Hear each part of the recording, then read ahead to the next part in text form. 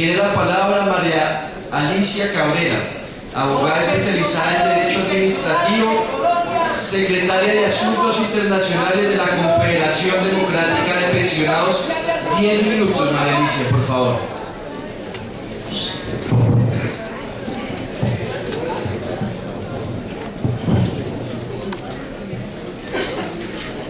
Los fondos privados de pensiones, un sofisma para las generaciones futuras.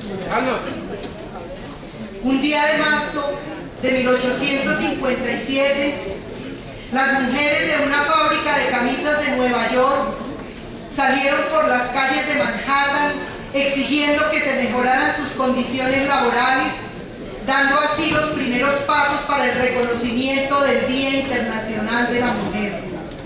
Hoy, 158 años después, las mujeres pensionadas de Colombia, víctimas de un sistema corrupto e indolente que menoscaba cada día más nuestros derechos adquiridos, venimos a este foro en el Capitolio Nacional a manifestar nuestro rotundo rechazo a las recomendaciones de la OCDE. Propone la OCDE una reforma pensional de gran calado que incluya ampliar la edad de jubilación de la mujer, terminar el régimen de prima media, acabar la sustitución pensional, bajar impuestos a las empresas y subirlos a las personas, entre ellas a los pensionados, es decir, que nosotros nos autopaguemos la pensión para la cual ya habíamos aportado durante 30 años o más.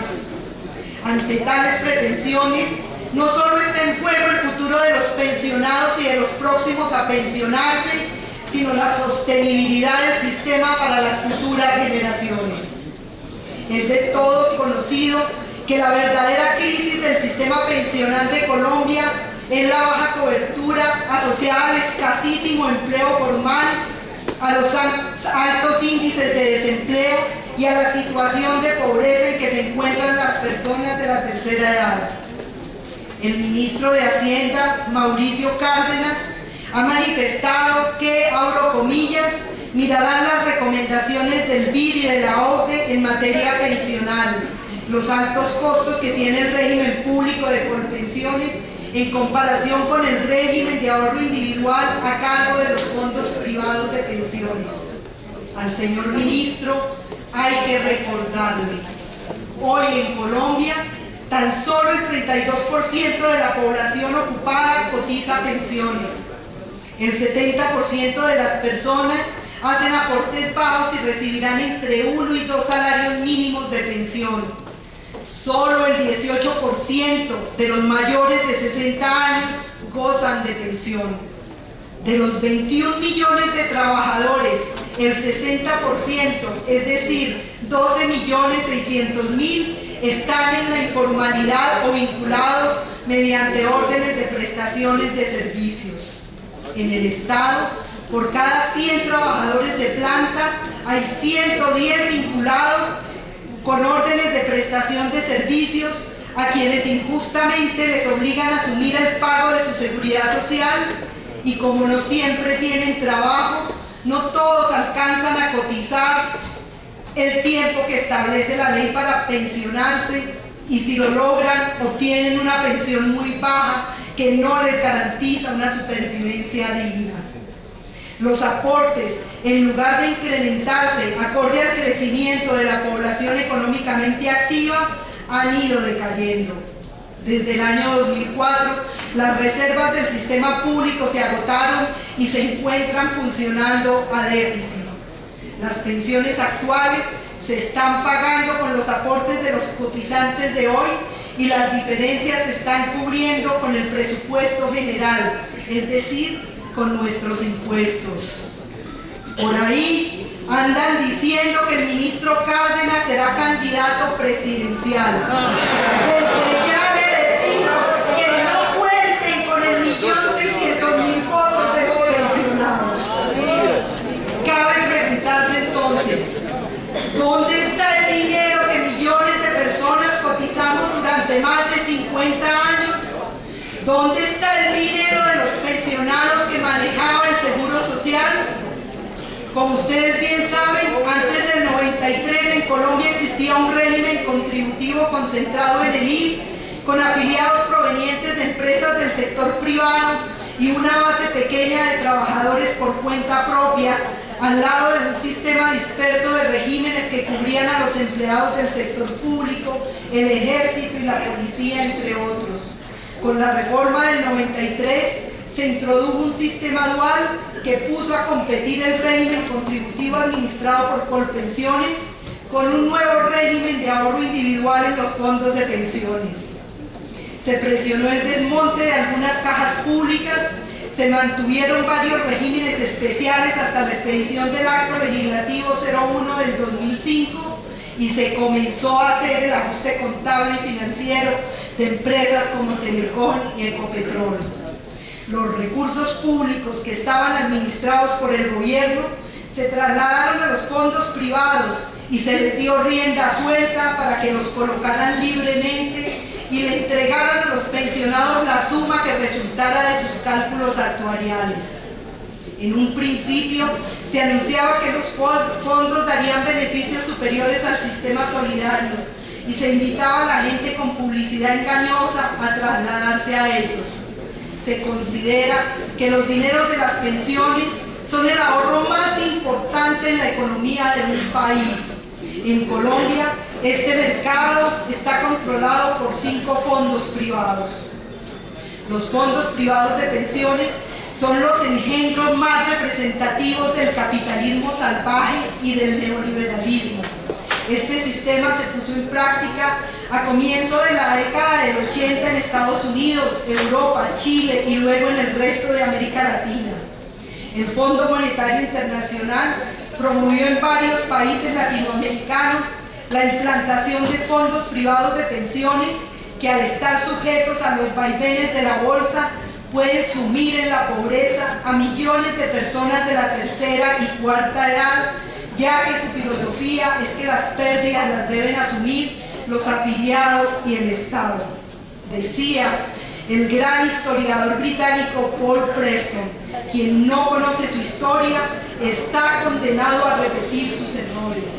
Por eso debemos tener muy en cuenta la evolución de los fondos privados de pensiones, puesto que a partir del 2010 se confirmó en todo el mundo su declive. Habían prometido grandes beneficios, pero no lograron mantenerlos, razón por la cual los fondos y sus gestores están aumentando la presión para el recorte del sistema público. Uno de los casos más alarmantes fue la debacle de Enron, una empresa fundada en 1987 y que en el 2001 se situaba como la 7ª corporación estadounidense. Las conexiones políticas de Enron y de sus auditores le aseguraron la aprobación de una serie de leyes a su favor. El presidente de la compañía repartía con largueza donaciones a los políticos de uno y otro partido. El colapso de Enron ha arrojado una luz reveladora no solo sobre la corrupción de los dirigentes empresariales, auditores y políticos, sino también sobre el capitalismo desregulado que ha surgido de la burbuja del mercado bursátil y la vulnerabilidad de la población, cuyas pensiones están ligadas al régimen de ahorro individual tan característico de la economía neoliberal. Se comprobó que de los 248 miembros del Congreso de Estados Unidos, 212 habían recibido dinero de Enron o de sus auditores. Cualquier parecido con nuestra realidad es pura casualidad. Senador Robledo, por ahí andan diciendo que supuestamente los fondos privados dieron cuantiosas sumas para que se profirieran fallos en sentencias que vulneraron derechos adquiridos de los pensionados, que los ministros de Hacienda y Salud hicieron lobby ante los magistrados, que el gobierno dio burocracia, cupos indicativos y contratos multimillonarios a los conjueces, como uno que tengo aquí en mis manos a nombre del doctor Manuel José Cepeda, que uno de los conjueces, rector de una universidad, está en la junta directiva de uno de los fondos privados de pensiones. En Colombia, el resultado de los fondos privados tampoco ha sido la panacea. La cobertura se mantuvo en 25%, una de las más bajas de América del Sur. Como señaló David Annecy, toda propuesta de privatización solo oculta la posibilidad de un negocio. Y de la misma forma que casi todos tenemos claro que no se debe volver a la esclavitud, ni a la práctica de la pena de muerte, ni al trabajo infantil, ni al analfabetismo, ni a la dependencia de los mayores, ni a tantos otros espantos de los que con esfuerzo, dolor y mucha sangre vertida hemos escapado, no se puede volver ni siquiera acercarnos a ese sistema cruel, injusto e ineficiente donde el mercado se apodera de los pensionados como un negocio.